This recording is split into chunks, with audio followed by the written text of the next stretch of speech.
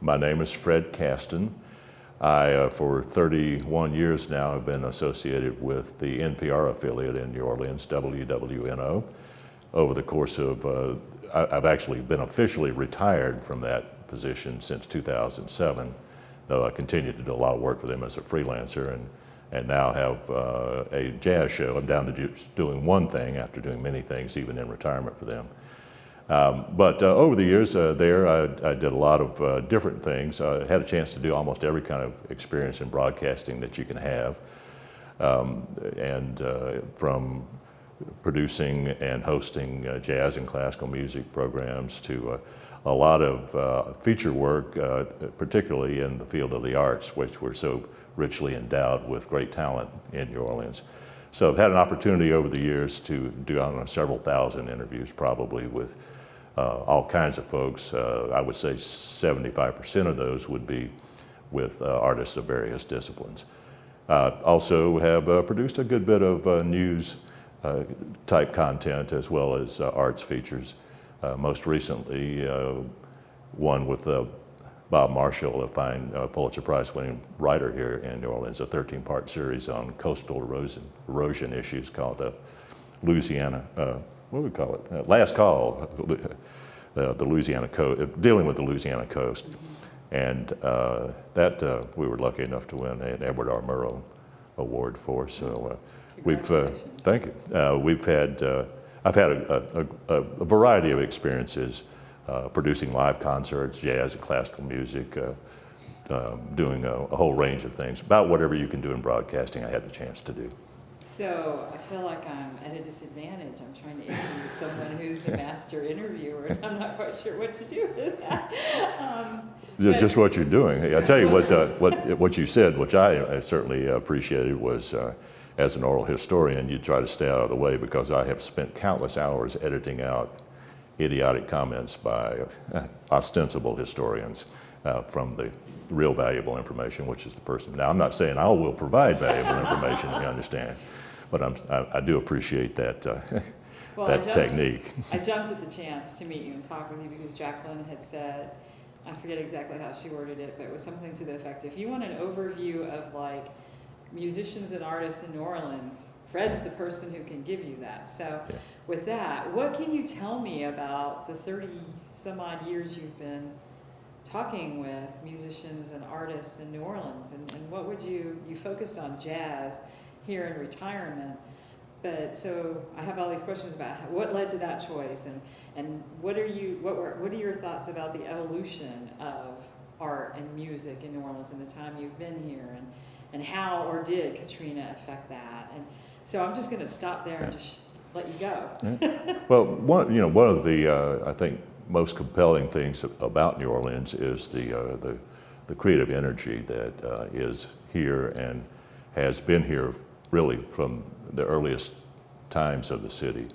I think fueled in great measure by the fact that there were so many cultures that came together, some of them not by choice, the African influence, but ultimately to the benefit of the city and to the benefit of the nation and the world culturally. It's a real cultural mix that has, I think, attracted people, not just for the creative energy, or maybe that as a result of the fact that it has also been a fairly laissez-faire kind of city in terms of not passing judgment on people who are a little different. So that, I think, was a compelling attraction for folks of various artistic interests for many years: writers, musicians, painters, sculptors. All the artistic disciplines have been benefited from a really deep roster of artists for decades, if not centuries, here in New Orleans. So it has been a magnet, particularly for, I think, people raised in the South, where so much, where it's nearby, but so much of the rest of the South is less inclined towards tolerance. And through many issues that have worked over the years, New Orleans has had a little bit different place in that world, in the world of the South. It's, in fact, most people consider it, a lot of people here consider it almost a different country than the rest of the U.S., and certainly today, I think that may even stand out further. But it has had that allure. It's a place of fairly tolerant attitude, and has fairly easy living. It has some of the finest opportunity, great seafood, a wonderful variety of food. It's a relatively inexpensive city to live in, particularly since the 1920s. It has been an allure, a powerful draw for Bohemian folks of Bohemian nature, and across the disciplines it has drawn. Now, the indigenous culture that comes here as well is a powerful allure, which has come out mostly out of the black community, but in mix with a wide array of other influences as well. Powerful influence from Haiti. When things went bad in Haiti in the late 18th century, a lot of people left there and ended up in New Orleans.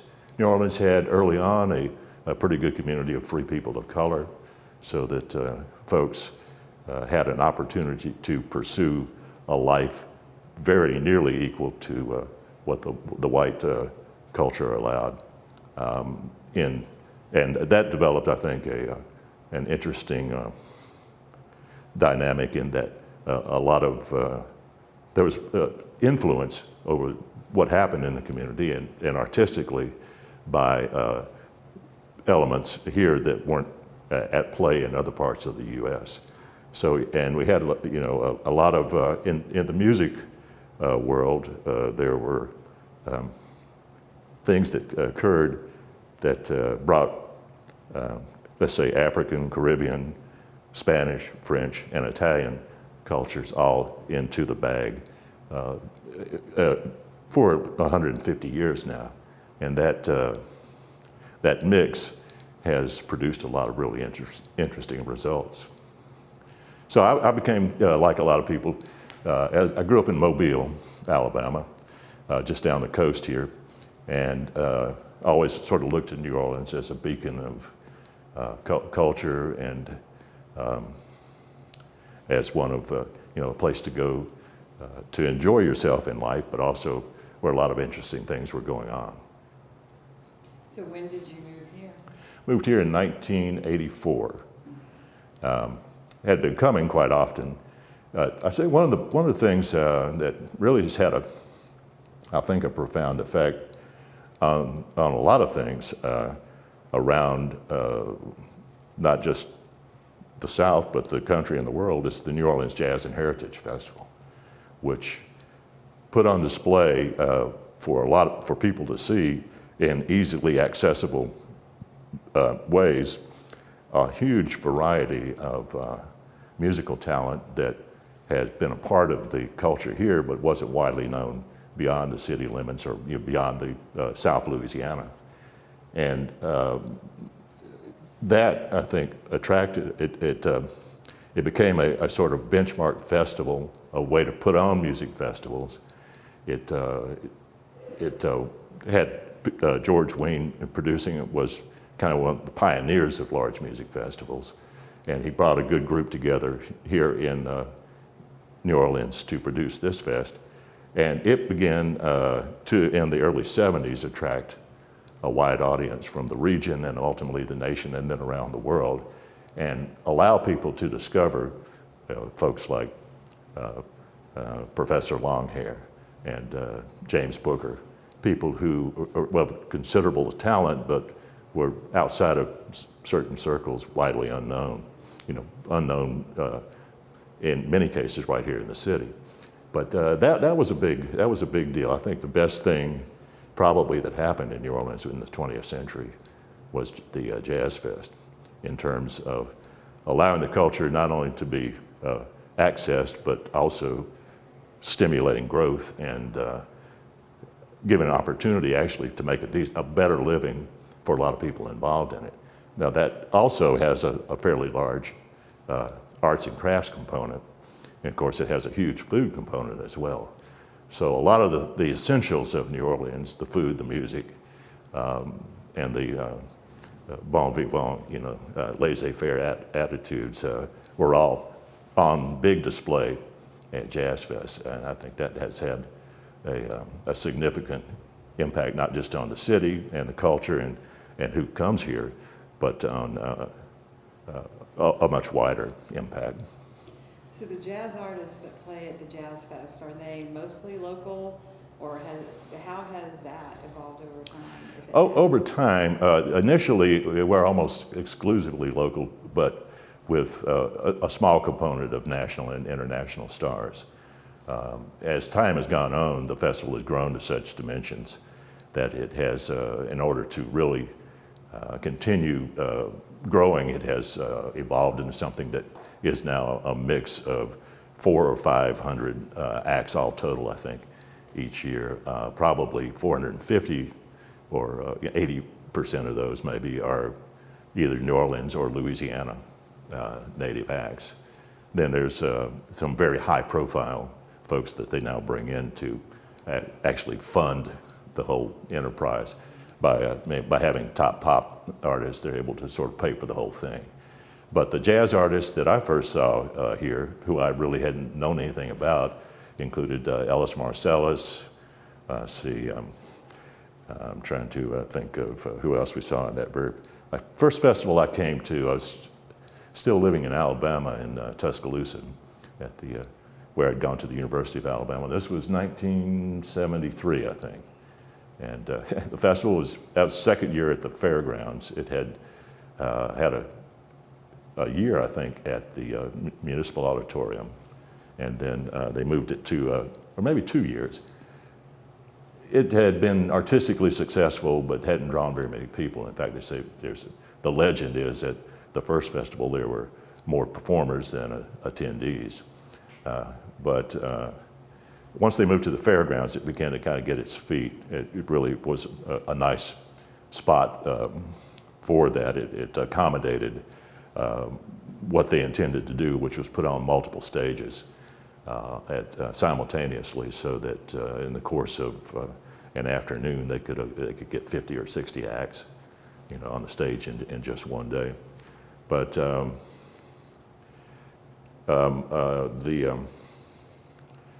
the folks who I saw that really knocked me out is Ellis Marsalis and his group, the Turbington brothers, Willie T. and Earl Turbington, the saxophonist whose name I'm blanking on right now, but anyway, then outside of jazz, Professor Longhair and James Booker, were utterly unknown to me. We had no idea. Didn't know much about brass bands, but they had some great brass bands performing. The Preservation Hall Band was playing at that time. And it just became obvious instantly. I had been a jazz fan and a music lover since, being a tiny kid, and had played trombone and piano, so had dabbled around the edges of that world. But to see this incredible array of talent that had been basically hidden, or even though I had grown up in the area, was quite a revelation. And it was a powerful draw, a magnet to bring it back again and again to New Orleans and start exploring the community. You follow someone, you see them at Jazz Fest, and then you look for them in a club somewhere in town, and then you find out there are other people equally as talented that you are even less well known. And that chain of entry into the community continued over time until, after about a decade of doing that, it became obvious that it would be two things happened. My wife and I both went back to graduate school. She actually got a degree. I just went to class so I could get a job in radio. That's where I started. I had started in radio in Mobile, public radio, because I knew a little something about jazz, and they needed somebody to do a jazz show. So you'd ask how I got involved with jazz. That had been a lifelong interest. Then went to back to Tuscaloosa. She got a degree in library science, and I attended graduate school in communications, but got a job at a radio station and learned the real nuts and bolts of how to be a disc jockey. And when she finished at the end of the year, we both were lucky enough to get jobs in New Orleans. So moved here, had been coming here, say as often as possible over more than a decade at that point. And it was an obvious move for us and a fortuitous one, because landing here in New Orleans proved to be, it was like discovering where your real home is. It immediately felt like home. It immediately had that kind of, I don't know exactly, just the comfort. It felt, like everywhere else we had been okay, but now we finally understood where we needed to be. And it has proven to be the case as well. As I know one of the things that people say was, well, why did you come back after Katrina, or why would you, or what did you think was going to happen? There was never any question in our minds that if unless circumstances, like our home had been destroyed and we couldn't afford to rebuild it or something occurred, we would never leave. So what neighborhood do you live in? We live in the Riverbend neighborhood. It's near the intersection of St. Charles Avenue and Carrollton Avenues, where there is a huge bend in the river.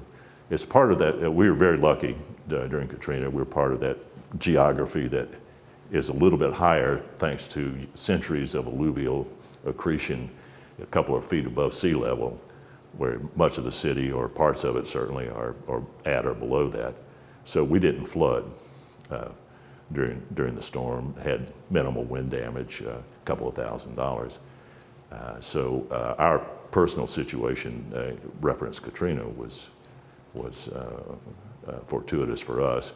And I think it also, for not just for us, but for a lot of people who were in that circumstance, fueled a desire to, having been the recipients of such good fortune, to try to get out and do whatever we could to ameliorate the horrible circumstances many of our friends and neighbors were living in. Right. Can you tell us a little bit about the neighborhoods? Because one of the things that this project is supposed to be doing, one of the goals, is to try and make people more familiar with New Orleans other than what's portrayed. Mm-hmm. Just, generically, come down, walk down Bourbon Street. So the neighborhoods, would you describe a little bit about what it means to be in a neighborhood in New Orleans, like that sense of community, and how they differ? I think it's very much at the heart of the city in that there are, it's become a fashionable sort of trope in urban planning to talk about walkable neighborhoods and the like, and these just evolved and developed without any urban planning whatsoever in New Orleans. It is a series of neighborhoods, the city is. I've heard New York City described that way, and I think it's apt there, and it's certainly apt here as well, in that for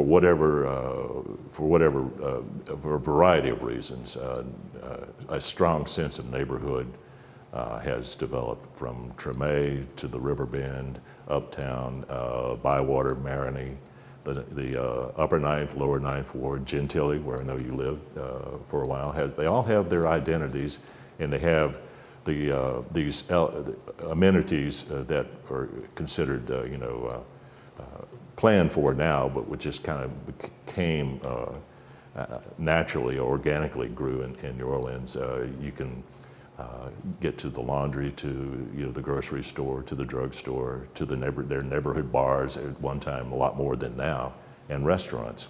So there was a nice mix of residential and commercial throughout New Orleans, and even in the harshest of the Jim Crow era, there was a pretty good integration of black and white New Orleanians, at least living in proximity to each other, so that we saw each other a lot. Even in the times when black folks were at a tremendous disadvantage, and actually, you know, in many ways not allowed into the white world. They almost every white or black person had at least acquaintances, and in some cases friends, across the color lines.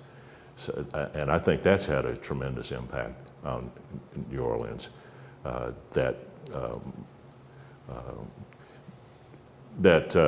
People begin to understand here at a fairly basic level that race was kind of just a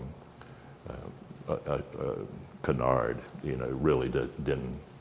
It had, you know, there are cultural things attendant to race that are certainly distinctive, but as far as each of us individually, we're all, you know, cut from the same cloth, and I think that's has allowed a sensibility to grow both artistically and socially here that has been to the city's big advantage. I know where we live now, up in Utica, near Utica, there was a point in time when the white clubs and the black clubs would not allow, like you Right. couldn't go listen to jazz music without causing an uproar in either direction.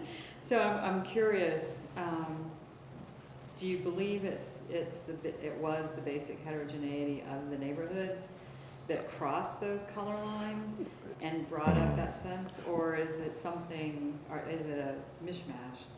Well, I think that developed personal relationships to the point where people begin to take it on themselves to disobey those Jim Crow restrictions that were, you know, still very much a liability for African Americans. But for example, I just produced an interview I did a couple of years ago with the great Dookie Chase, the Edgar L. Dookie Chase Jr., the proprietor of Dookie Chase, legendary Creole soul food restaurant, and along with his wife Leah, who's the chef for 70 years there. But before that, he was a musician and had a big band. And as the big bands began to fade in the late 40s, he got more active in the restaurant, but he became a concert promoter. And he told me a very interesting story about how the Municipal Auditorium here he produced a show with, let's see, it was Duke Ellington, Sarah Vaughan, Nat King Cole, the great tap dancer Peg Leg Bates, America's greatest one-legged tap dancer, and a couple of comedians. Anyway, it was a big musical and variety show extravaganza that he and three colleagues were going to put up the money to bring to New Orleans at the Municipal Auditorium, which was segregated in this way. Whites had the ground floor and blacks were assigned to the balcony. Well, they immediately sold out the balcony. So he went to the director of the manager of the auditorium and said, look, we sold that out, can we get some seats somewhere on the ground floor? And they kept selling, ended up putting like 500 seats on the stage, and ultimately they said the ground floor seats had not sold that well to whites, so they allowed him to sell seats on the ground floor right next to where the whites were sitting to black people. And that became the first integrated performance in the Municipal Auditorium. You know, economy, I guess you say, might drove that one, but it was, I expect that the fact that he and his family were so well respected in the community, and I don't know who his colleagues were in promoting the show, but probably their circumstances were the same. For some of the, you know, it had contacts for some of the reasons that we've been talking about, that allowed or gave him the opportunity, you know, they trusted him then to make that change. So that was kind of, you know, a big deal. Even though the law still said it couldn't happen, it did happen. And I think you saw that repeated in a number of ways over time. So beginning, and particularly among the jazz community, a lot of, you know, young white talented musicians wanted to go see the best players, and they were mostly in the black community. And they would go to black clubs. You know, they maybe weren't supposed to be there, but they would. And occasionally would.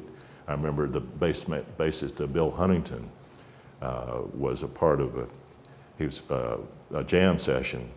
I can't remember there's an Englishman in town who was a huge jazz fan and wanted to record. I think he'd actually jumped. He was a merchant marine and actually jumped ship to get to see some of his heroes in the traditional jazz world in New Orleans. And they wound up at a jam session which got busted by the police, and they all got hauled downtown for blacks and whites being in the, you know, on the same stage.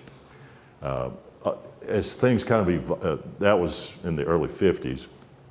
By the 60s, when the Playboy Club opened here, those Jim Crow laws were still in effect, but the Playboy Club, Al Boletto is the saxophonist I was trying to think of earlier. I saw at Jazz Fest and had not known anything about. Al got the job as the music director of the Playboy Club here, and immediately hired Ellis Marsalis and his trio or quartet to be a part of the music there. And that band, and Al also hired a couple of black players in his band over the years.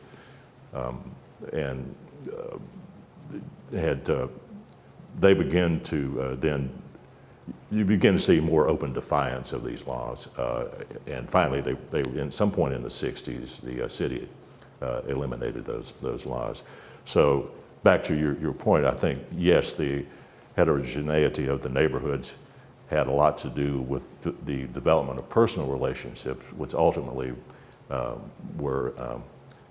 an impact on social and even legal life of the city. And so it began to be a much more open society. It was one of the other things that Dookie Chase restaurant was intimately involved with was offering a meeting space, a safe meeting space for whites who were interested in civil rights, and the leaders, Thurgood Marshall, Martin Luther King, Ralph Abernathy, were all regulars in planning.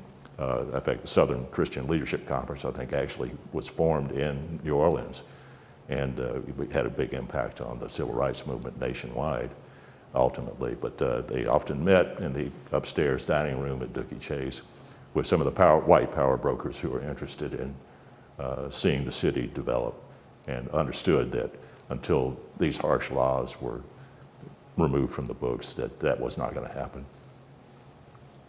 So tell me a little bit about jazz in New Orleans now. I mean, we're here for a week. First of all, what should we be doing? But then also, just what is it that excites you, and that what paths are you traveling and following now as you're continuing to explore your interest in jazz? Well, one of the things I think that's most interesting and compelling is the fact that there are so many talented players, and many of them come from families that are multi-generation musicians. You find case after case where people are coming up even in the last 4 or 5 years, emerging onto the national and international scene as big stars, and they're from families that are rich with musical heritage. There has been this ongoing tradition, very admirable. It's kind of the case in jazz generally, but it's really has been, I think, amplified to the benefit of all here, that one of the obligations jazz musicians have taken is to pass on their learning and their skills to the next generation if they show any interest at all. So you've seen that over and over again, multiple families that are in 4th, 5th, 6th generation of very talented and capable musicians, learning on the bandstand, learning from the elders. It's kind of an African tradition that's been brought to bear culturally here, not just in the music, but in other artistic disciplines or just across the board as at life. And jazz really has, I think it was a form of, as jazz developed here 120 years ago or 110 years ago, as it began to develop 120 years ago, it really was a form of expression that I think has been infinitely malleable. The blues basis of it, the way it gave these very talented musicians who began to be recognized as jazz artists a opportunity to express aspects of their lives that tell their stories, share their experiences through their music. And I think that impulse has continued to be a significant part of that. In other words, it's remained, and it was music that came, had the highest artistic values. It took a really good player to play it well, but it also comes right from life. It's not an abstraction so much as an expression of how we live. Life is, particularly for people who are living under restrictions, a constant improvisation. And that aspect of how jazz expresses the ability to deal with adversity, to think and react in a positive and logical, or at least a interesting way to the developments of the moment. And the fact that it has in many ways become a real model for what we would like to think of as democracy, in that every voice counts, but what all voices together do also is very important. So there's, the individual has a powerful role, but making that fit with what the other individuals are contributing is also essential. So it has provided, it was sort of a response to a life that did not allow a full expression by certain communities, and it has, I think, opened the door across the century plus now for that freedom of expression to grow and be enhanced. So to see one generation after another sort of take that ball, run with it, and to widen the opportunities, it has been a very gratifying thing just in my 33 years now here in the city. And so that has continued. That's exciting to see. Just Saturday night at Snug Harbor, where I interview, and that's where you should go if you want to hear some great jazz, where I MC on Friday and Saturday nights. We had a band. The pianist and leader is from Baku, Azerbaijan. Her husband is from Belgium. They met at Boston and at the Berklee School of Music. Have been coming to New Orleans for many years because they met a New Orleans couple, guitarist and singer, who played in Europe, and they got them to come to Jazz Fest back in the 90s. They continue to come here. Well, Saturday night they used a 17-year-old drummer, a kid named Brian Richburg, wonderful player. He's one of the many very talented artists who are coming out of the New Orleans Center for the Creative Arts, which is the arts high school here that has had so many great talents pass through it and also be a part of its faculty. And he fit right in with this veteran group. Sounded great, really drove them beautifully. 17, he's probably going to go to Juilliard in New York next year and to continue developing as a musician.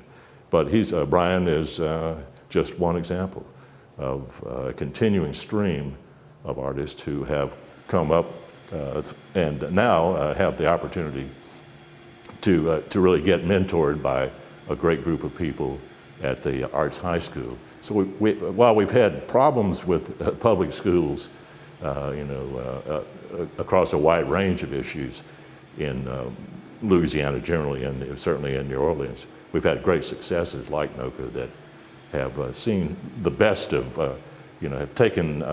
have helped us continue to evolve a substantial cadre of artists across a lot of disciplines. Now, music is what they're best known for, but they have dramatic arts and they have a culinary art program there now. They've got a writing program, and they've had successful students in all of those things. So, New Orleans is a city now, still, and has been for many years, where creative endeavor is appreciated. It's acknowledged.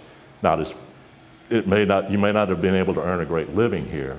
In many cases, you have to do other things. So a lot of the jazz artists I know teach, so they can have a steady income. Ellis Marcellus put it to me one time. He says, "My wife can balance a budget with a quarter a month, but it's got with a quarter, but it's got to be there every month."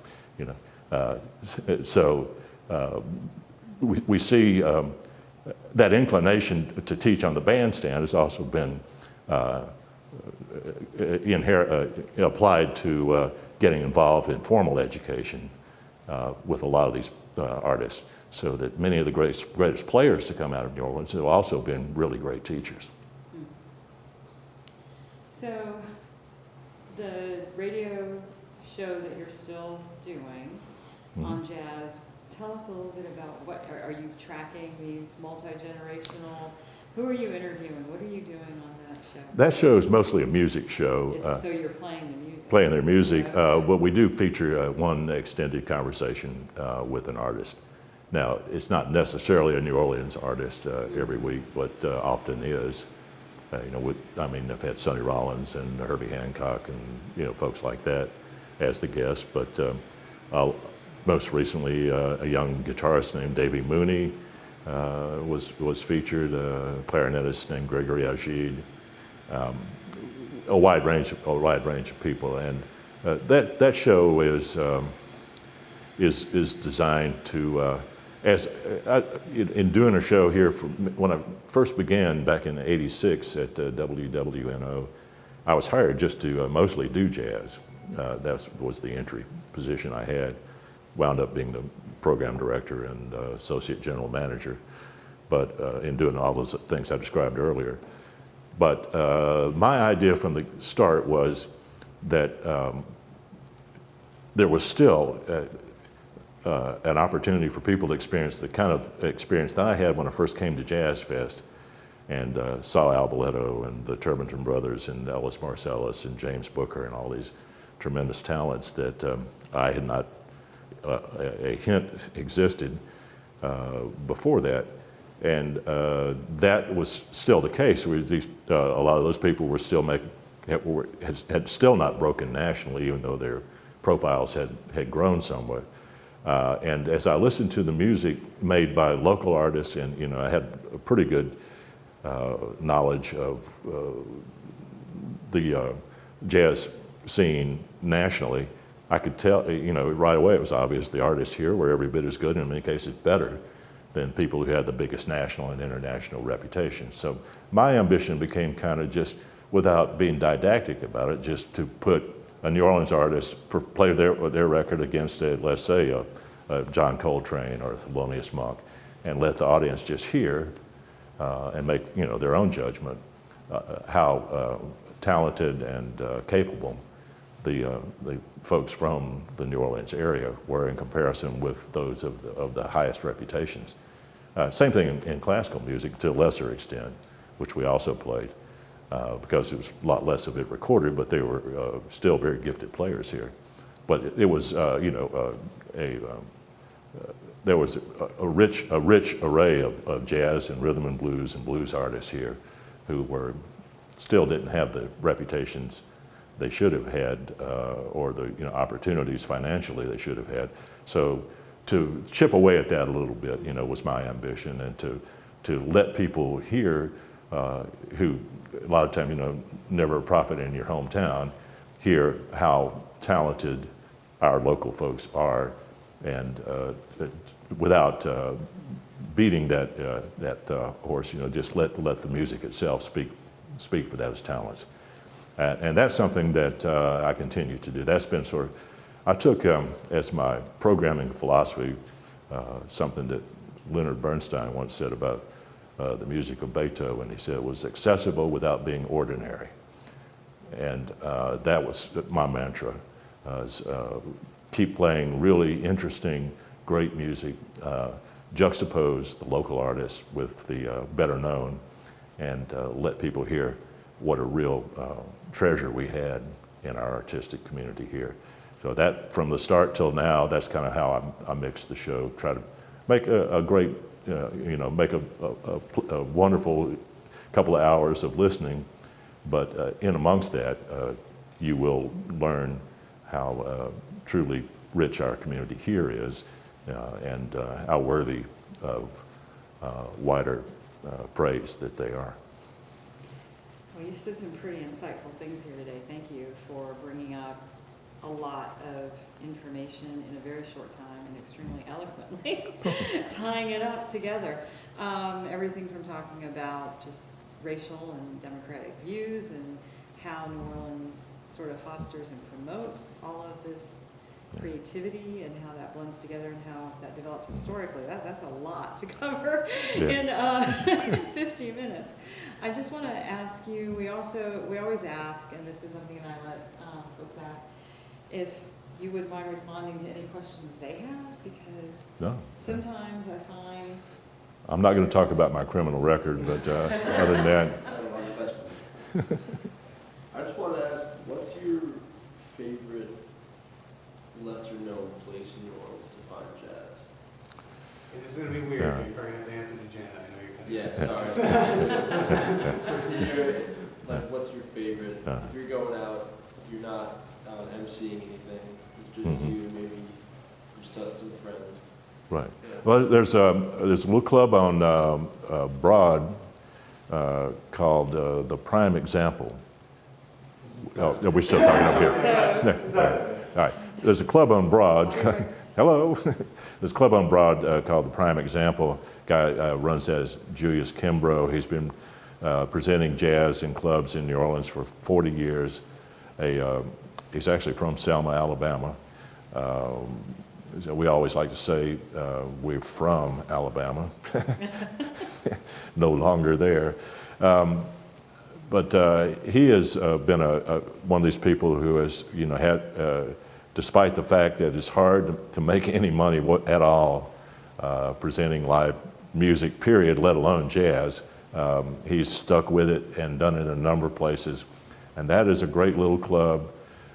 They have sometimes pretty well-known talent, and sometimes it's mostly the younger players that aren't so well-known. And so I would highly recommend the Prime Example to you. Snug Harbor, aside from the fact that I work there, is really a great club. It has always treated musicians well. That's the thing I admired about it. We had a long relationship promotionally between them and the radio station. We did live broadcasts there and helped promote a number of concerts, and I'd often interview artists that I was interested in who, thanks to them coming to play Snug, I had a chance to do a face-to-face instead of just a phone interview with.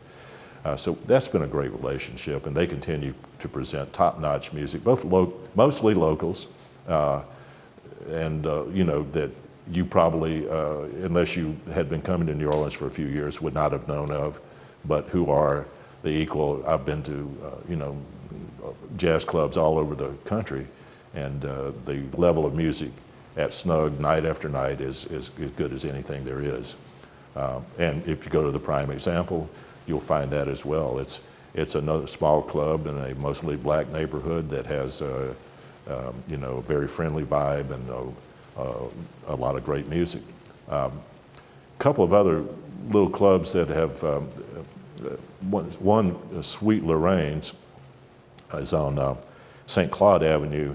There's been a lot of construction in that area in the last couple of years, and I'm not sure what their circumstances are now, if they're back full-time with music, but that has been a source of good jazz in the city for a number of years. And there's a little club on corner of Poydras and South Rampart Street, called, it's actually an historic location where years ago there was a tavern that was a spot for some of the earliest jazz players to play. And it's just recently come back into commerce. And they're presenting music a number of nights a week. And it's not as maybe widely known beyond the city as it should be, but it's another good spot to hear jazz. They've got a lot of young players playing there that aren't widely known but are very, very talented.